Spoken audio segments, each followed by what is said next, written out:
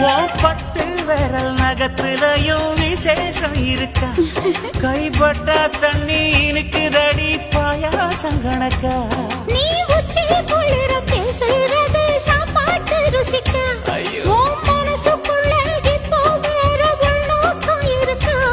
நீ இலைய போடும்போது அதில் வளையல் விழுந்ததென்ன அது கைய நீரும் ஆசை அத சொல்லி என்ன பண்ண ஒரு பசி முடிஞ்சா பசி பறக்கும்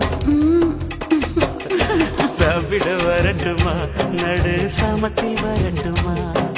சாப்பிட வரட்டுமா நடு சாமத்தில் வரட்டுமா